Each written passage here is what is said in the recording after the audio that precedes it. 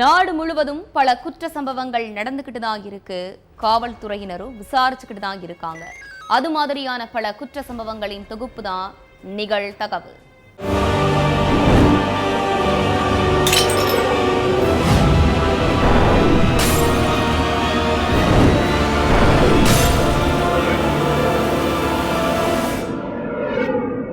நிகழ்தகவு. உயிருக்கு உயிராக காதலித்த ஜோடி பெற்றோர் எதிர்ப்பை மீறி வீட்டை விட்டு வெளியேறியதால் ஆத்திரம். லிவ் இன் ரிலேஷன்ஷிப்பில் வாழ்ந்த ஜோடிக்கு நேர்ந்த கொடூரம். நடு வீட்டில் சடலமாக கிடந்த இளம்பெண்ணை கண்டு அதிர்ச்சி. இளம்பெண்ணை கொடூரமாக கொலை செய்தது யார்?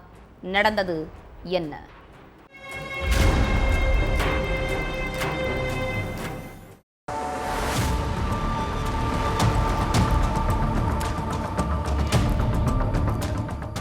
நள்ளிரவு நேரத்துல தராட் போலீஸ் ஸ்டேஷனுக்கு கம்ப்ளைண்ட் லெட்டரோட போயிருக்காரு இளைஞர் ஹரிஸ் சௌதாரி. சார், நானும் சந்திரிகான்ற பெண்ணும் ரொம்ப வருஷமா லவ் பண்ணிட்டு இருந்தோம். எங்க லவ் மேட்டர் பெண்ணுடைய வீட்டுக்கு தெரிஞ்சிருச்சு. 3 நாளா சந்திரிகாவுடைய போன் சுவிட்ச் ஆஃப்லயே இருக்கு. அவங்களுக்கு என்னாச்சுன்னு தெரியல.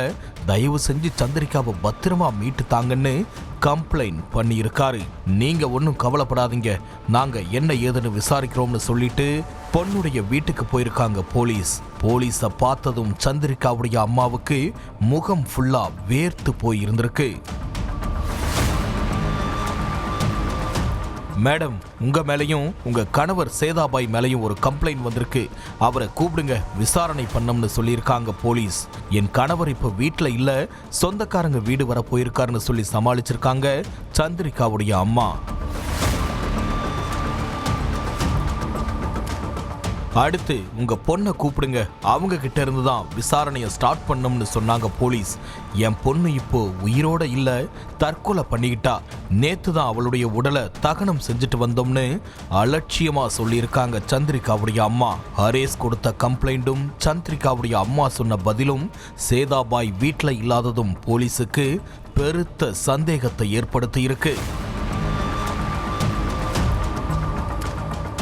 உடனே இத சந்தேக வழக்கா பதிவு பண்ண போலீஸ் சந்திரிகாவுடைய சடலத்தை தோண்டி எடுத்து போஸ்ட்மார்ட்டத்துக்கு அனுப்பி வச்சாங்க.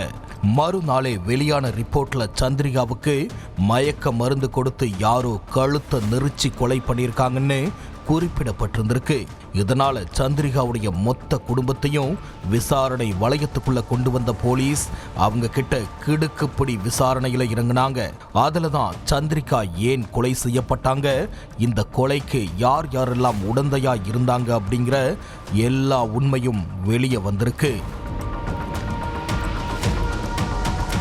குஜராத்தில் உள்ள பானஸ்கந்தா பகுதியை சேர்ந்த சேதாபாய் பட்டேலுக்கு 18 வயசுல சந்திரிகான்னு ஒரு மகள் இருந்தாங்க. டாக்டர் ஆகி பொதுமக்களுக்கு சேவை செய்யறது தான் இவங்களுடைய நோக்கமே. அதுபடி தராட் பகுதியில் உள்ள நீட் கோச்சிங் சென்டர்ல சேர்ந்து படிச்சுக்கிட்டு இருந்தாங்க சந்திரிகா. சமீபத்தில் வெளியான நீட் எக்ஸாம் ரிசல்ட்லயும் சந்திரிகா முதல் மார்க் எடுத்திருந்ததா கூறப்படுது. இவங்களுக்கும் அதே ஏரியாவில் உள்ள ஹரேஸ்ங்கிற இளைஞருக்கும் பழக்கம் ஏற்பட்டிருக்கு. இந்த பழக்கம் நாள் போக்குல காதலா மாறியிருக்கு.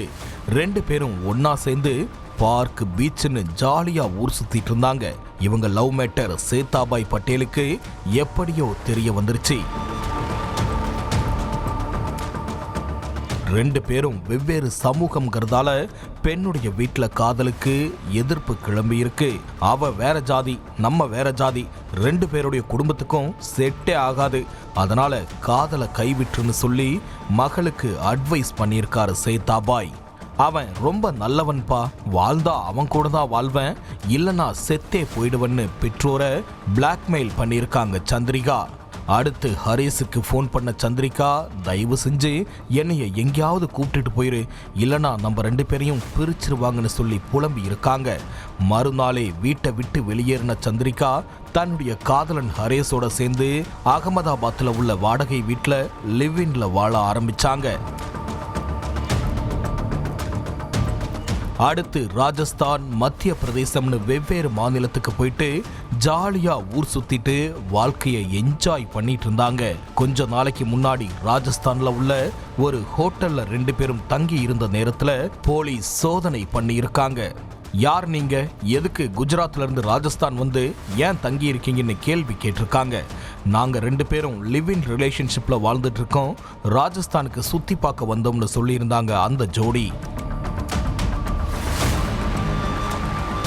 இதை கேட்டு சந்தேகப்பட்ட போலீஸ், உங்க மேல டவுட்டா இருக்கு, 2 பேரும் உங்க பெற்றோருடைய போன் நம்பரை தாங்கன்னு சொல்லி இருக்காங்க. அடுத்து சந்திரிகாவுடைய அப்பாவுக்கு போன் பண்ணி வர வச்ச போலீஸ் அவங்கள வலுக்கட்டாயமா சேதாபாயோட அனுப்பி வச்சுட்டு ஹரேஸுக்கும் அட்வைஸ் பண்ணி வீட்டுக்கு அனுப்பி வச்சிருக்காங்க. மகளை வீட்டுக்கு கூப்பிட்டுட்டு போன சேதாபாய், உனக்கு என்ன தைரியம் இருந்தா எங்க பேச்ச மீறி அவன் கூட போய் சேர்ந்து வாழ்ந்திருப்ப, உன்னால எங்க மானமே போயிடுச்சு, வெளியில தலை காட்ட முடியலன்னு சொல்லி சரமாரியா தாக்கி இருக்காரு. அடுத்து பால்ல மயக்க மருந்த மிக்ஸ் பண்ண மாமா சிவாபாய் சந்திரிகாவை வலுக்கட்டாயமா குடிக்க வச்சிருக்காரு. பால் குடிச்ச கொஞ்ச நேரத்திலேயே சந்திரிகா மயங்கிட்டாங்க. சந்திரிகாவுடைய கழுத்தை நெரிச்சி கொலை செஞ்ச சேதாபாய் உடலை தூக்கில தொங்க விட்டுட்டு அங்கிருந்து தப்பிச்சு போயிட்டாரு. 7 நாட்கள் தீவிர வேட்டைக்கு அப்புறம் ஃப்ரெண்டு வீட்டில் பதுங்கி இருந்த சந்திரிகாவுடைய அப்பா சேதாபாய் அவங்க மாமா உள்ளிட்ட 3 பேரை அரெஸ்ட் பண்ணி சிறையில் அடைச்சிட்டாங்க. நீட் தேர்வுல நல்ல மார்க் எடுத்த மாணவி வேறு ஜாதி இளைஞனை காதலிச்சிட்டாங்கிற ஒரே காரணத்துக்காக பெத்த மகளை தந்தையே கொடூரமா கொலை பண்ண சம்பவம் பரபரப்பை ஏற்படுத்தி இருக்கு. கிளைமாக்ஸை நெருங்கும் ராமஜெயம் கொலை வழக்கு. 13 வருடங்களாகியும் விலகாத மர்மம். 13 ரவுடிகளிடம் விசாரணை நடத்தியும் துப்பு கிடைக்காமல் திணறிய சிபிசிஐடி. ராமஜெயம் வழக்கை கையில் எடுத்த டிஐஜி வருண்குமார் பாளையங்கோட்டை மற்றும் புழல் சிறையில் இருக்கும் முக்கிய ரவுடிகளிடம் அதிரடி விசாரணை. டிஐஜியின் விசாரணை கை கொடுக்குமா, வழக்கு முடிவுக்கு வருமா?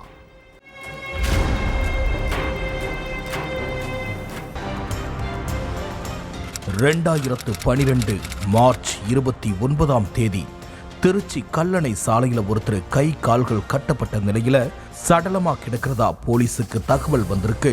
உடனே ஸ்பாட்டுக்கு போன காவலர்கள் அந்த சடலத்தை பார்த்து ஒரு நிமிஷம் திகைச்சு போய் நின்று இருக்காங்க.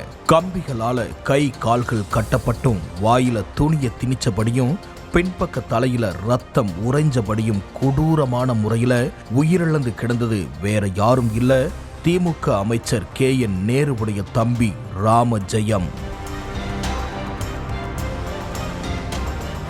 திருச்சி லால்குடி பக்கத்துல உள்ள காணக்கிளிய நல்லூர் தான் ராமஜெயத்துக்கு சொந்த ஊரு. இவருக்கு கூட பிறந்தவங்க மொத்தம் 7 அண்ணன் தம்பிகள். இதுல மூத்தவர் KN நேரு. அண்ணன் நேருவுக்கு அரசியல் பின்புலமா இருந்தது ராமஜெயம் தான். நேரு அரசியல்ல இருக்கிறத வச்சு திருச்சியவே தன்னுடைய கண்ட்ரோல்ல வச்சிருந்திருக்காரு ராமஜெயம். நேருவை கூட ஈஸியா பார்த்துடலாம், ஆனா அவருடைய தம்பி ராமஜெயத்தை மட்டும் அவ்வளவு சீக்கிரம் பார்க்க முடியாதுன்னு சொல்றாங்க. இப்படி பெரும் செல்வாக்கோட வலம் வந்த ராமஜெயம் 29ஆம் தேதி காலையில வழக்கம் போல வாக்கிங் போனப்போ அடையாளம் தெரியாத மர்ம நபர்கள் அவரை கடத்தி கொடூரமான முறையில கொலை பண்ணி கல்லணை பக்கத்துல வீசி இருக்காங்க.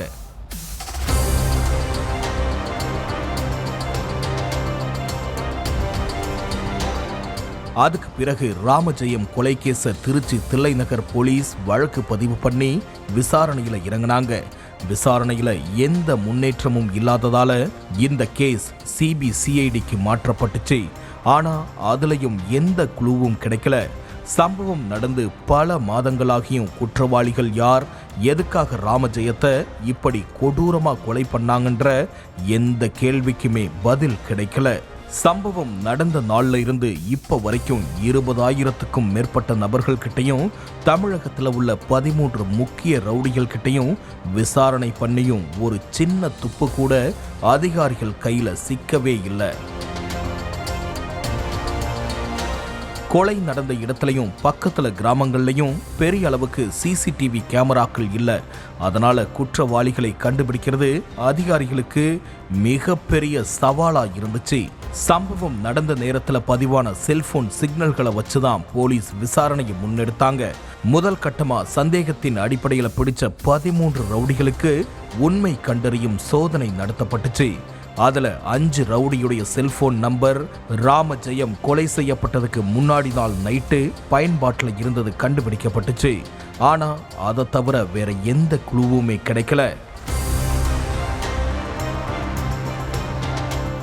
அடுத்து சிபிசிஐடி போலீஸ் தரப்புல குற்றவாளிகளை கண்டுபிடிக்க ஸ்பெஷல் டீம் அமைக்கப்பட்டுச்சு. அவங்க தமிழ்நாட்டில் உள்ள சரித்திர பதிவேடு குற்றவாளிகளுடைய லிஸ்ட்டை ரெடி பண்ணி ஒவ்வொரு குற்றவாளி கிட்டையும் விசாரணை நடத்தினாங்க. இவ்வளவு போராடியும் வழக்குல எந்த முன்னேற்றமும் இல்லை. பல ஆண்டுகளாகியும் கொலையாளியின் நிழலை கூட நெருங்க முடியாததால இந்த வழக்கு சிபிஐயிடம் ஒப்படைக்கப்பட்டுச்சு. அதுவும் அதல பாதாளத்துல தான் தொங்கிக்கிட்டு இருக்கு. அதுக்கு பிறகு சென்னை உயர் நீதிமன்றத்தில் வழக்கு தொடர்ந்த நிலையில ராமஜெயம் கேஸை விசாரிக்க தமிழக போலீஸ் சிறப்பு புலனாய்வு குழு விசாரிக்க உத்தரவிட்டுச்சு. அதன்படி தூத்துக்குடி எஸ்பியா இருந்த ஜெயக்குமார் தலைமையில ஸ்பெஷல் டீம் விசாரணை நடத்துச்சு. ஆனா சில மாதங்கள்லேயே ராமஜெயம் கேஸ்ல ஜெயக்குமார் தீவிரம் காட்டலன்னு சொல்லி திருச்சி சரக டிஐஜி வருண்குமாரையும் தஞ்சாவூர் எஸ்பி ராஜாராமையும் விசாரணை அதிகாரிகளா மாத்தி உயர் நீதிமன்றம் உத்தரவு போட்டுச்சு. அந்த உத்தரவுப்படி கடந்த மார்ச் மாதம் சிறப்பு புலனாய்வு குழுவுக்கு தலைமை ஏத்துக்கிட்ட டிஐஜி வருண்குமார் ராமஜெயம் கேஸ்ல தீவிரம் காட்டிக்கிட்டு வராரு. சமீப நாட்களா பாளையங்கோட்டையில நேரடியா களத்துல இறங்கின டிஐஜி வருண்குமார் மத்திய சிறையில உள்ள சுடலை முத்துங்கிற அக்யூஸ்ட் கிட்ட 3 மணி நேரத்துக்கு மேல விசாரணை நடத்தி இருக்காரு.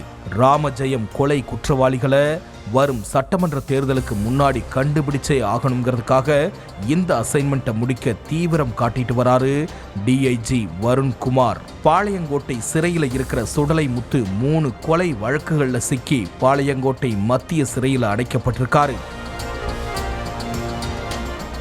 ஆயுள் தண்டனை கைதியா இருக்கிற சுடலை முத்து கொலை செய்த காலகட்டத்தில் தொழிற் பயிற்சிக்காக திருச்சி சிறையில் இருந்தப்போ ராமஜெயம் கொலை வழக்கு சம்பந்தமா செல்போன்ல ஏதோ பேசினதா கூறப்படுது.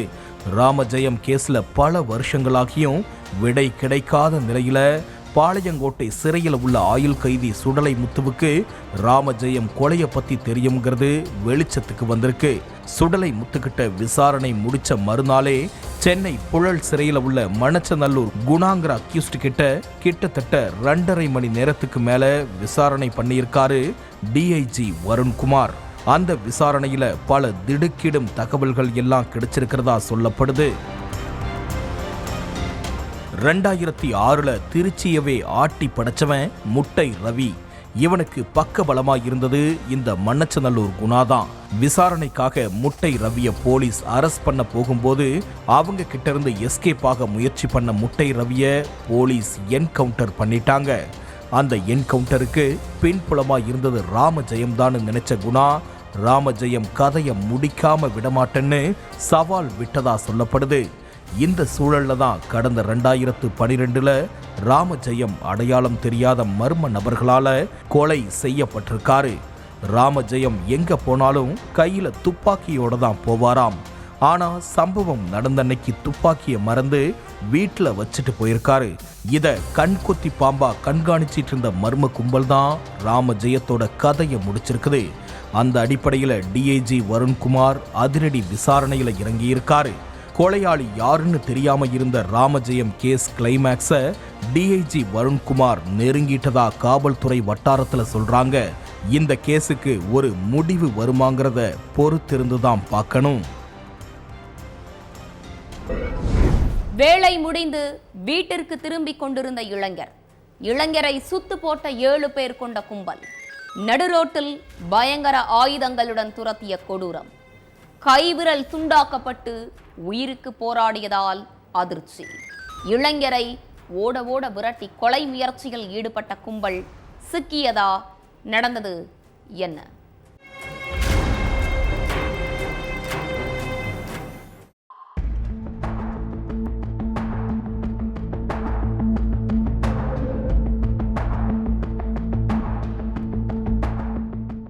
கடம்பத்தூர் சாலையில பைக்ல போயிட்டு இருந்தாரு இளைஞர் முத்தமிழ் செல்வன். அப்போ அங்க வந்த 7 பேரை கொண்ட கும்பல் முத்தமிழ் செல்வனை சுத்தி வளைச்சு வாக்குவாதத்துல ஈடுபட்டாங்க.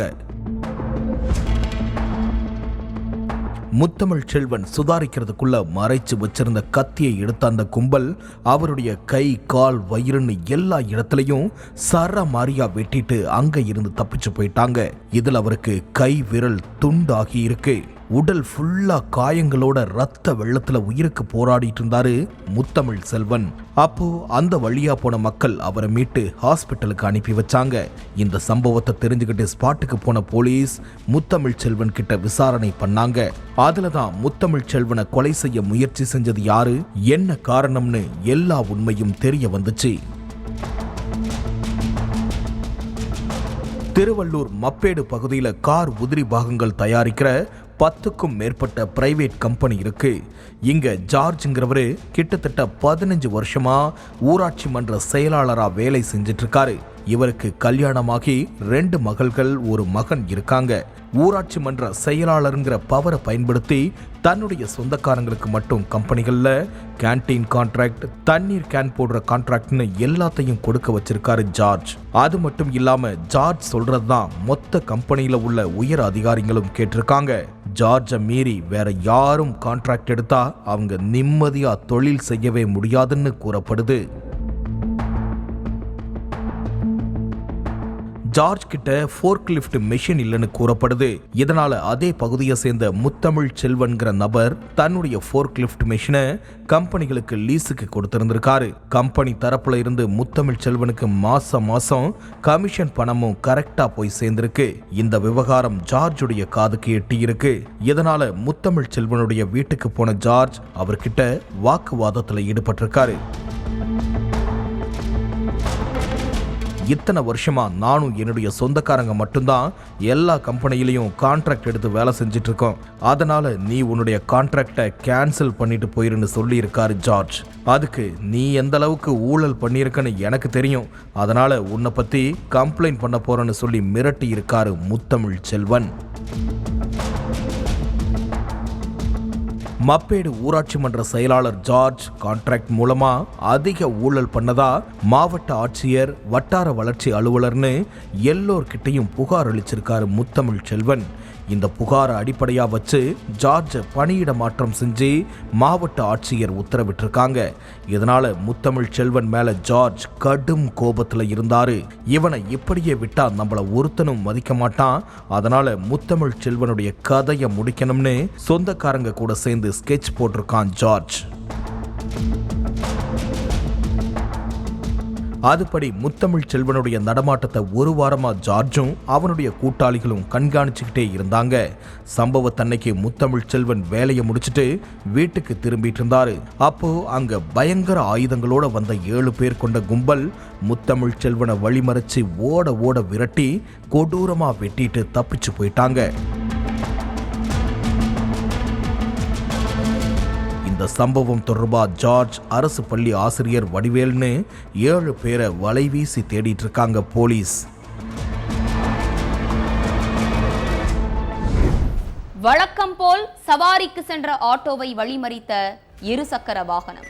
கண்ணுமைக்கும் நேரத்தில் ஆட்டோ ஓட்டுநரை அரிவாளால் வெட்டி சாய்த்துவிட்டு மின்னல் வேகத்தில் பறந்து சென்ற இளைஞர்கள். பட்ட பகலில் ஆட்டோ ஓட்டுநரை கொலைவெறிவோடு தாக்கியது யார்? குற்றவாளிகள் சிக்கினார்களா? கொலைக்கான பின்னணி என்ன? மதியம் 3 மணி இருக்கும். வழக்கம் போல சவாரிக்கு போயிட்டு இருந்தாரு ஆட்டோ டிரைவர் ரவி. அப்போ எதிர் முனையிலிருந்து ஒரு பைக்ல வேகமா வந்த 2 இளைஞர்கள் ரவியுடைய ஆட்டோவை வழிமறிச்சு நின்று இருக்காங்க. எதுக்காக ஆட்டோவை வழிமறிச்சிங்கன்னு ரவி கேட்க, அந்த இளைஞர்கள் மறைச்சு வச்சிருந்த அரிவாளை எடுத்து ரவியை கண்மூடித்தனமா வெட்டி போட்டுட்டு மின்னல் வேகத்துல தப்பிச்சு போயிட்டாங்க. இந்த கோர சம்பவத்தை பார்த்து மிரண்டு போன மக்கள் உடனே போலீஸுக்கு தகவல் சொல்லி இருக்காங்க. கொஞ்சம் கீழே ஏந்திருக்காங்க, அப்படியே படுங்க. ஏந்திருக்காங்க, அப்படியே படுங்க. யாரு பேர் என்ன? பேர் என்ன? இல்ல வேணாம், விடுங்க. அடுத்து ஸ்பாட்டுக்கு வந்த போலீஸ்காரங்க ரத்த வெள்ளத்துல குத்துயிரும் குலையுயிருமா கிடந்த ரவியை மீட்டு சிகிச்சைக்காக பெரம்பலூர் அரசு மருத்துவக் கல்லூரி மருத்துவமனைக்கு அனுப்பி வச்சாங்க. அடுத்து ரவியை கொலை செய்ய முயற்சி பண்ணது யாருன்னு கண்டுபிடிக்க போலீஸ் விசாரணையில இறங்கினப்பதான் இந்த இளைஞர்களுடைய கொலை வெறிக்கு என்ன காரணம்ங்கிறது தெரிய வந்திருக்கு. பெரம்பலூர் கவுல்பாளையம் தான் ரவிக்கு சொந்த ஊரு. இவருக்கு மொத்தம் 3 மனைவிகள். இப்போ 3வது மனைவி ஸ்வேதா கூட தான் வாழ்ந்துட்டு இருக்காரு ரவி. ஸ்வேதாவுக்கு 18 வயசுல மஞ்சுளாங்கிற தங்கச்சி இருக்காங்க. ஃபர்ஸ்ட் இயர் காலேஜ் படிச்சிட்டு இருக்க மஞ்சுவுக்கு வரன் பார்க்க ஆரம்பிச்சிருக்காங்க ஸ்வேதா. காலேஜ் முடிக்கிறதுக்குள்ள மஞ்சுவை பொண்ணு கேட்டு ஏகப்பட்ட வரன்கள் வந்திருக்கு. அதுல ஒரு நல்ல வரன் வந்ததால தங்கச்சியை கட்டி கொடுத்துடலாம்ங்கிற முடிவுக்கு வந்திருக்காங்க ஸ்வேதா. இத பத்தி தங்கச்சி கிட்ட பேசினப்போ தனக்கு இந்த கல்யாணத்துல இஷ்டம் இல்லைன்னு சொல்லியிருக்காங்க.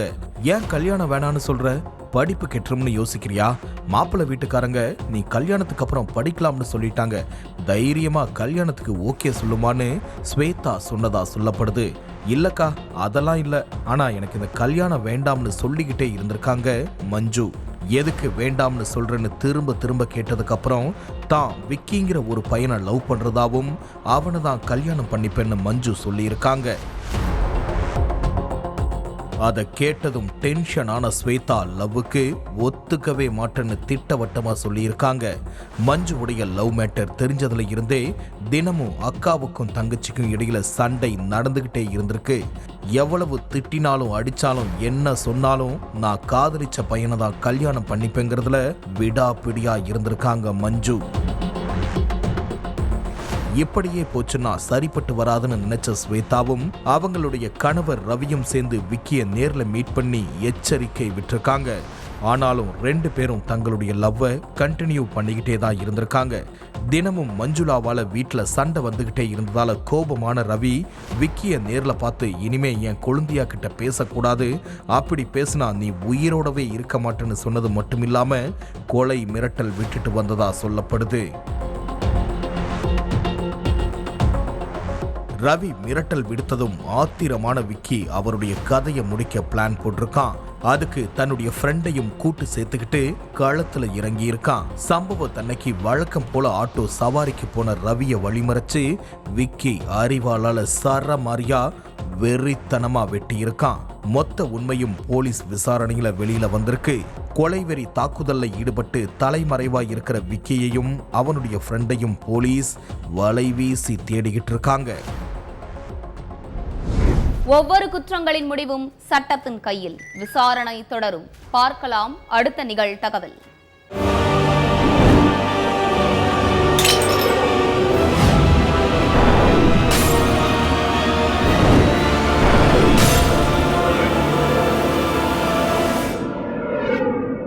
நிகழ்தகவு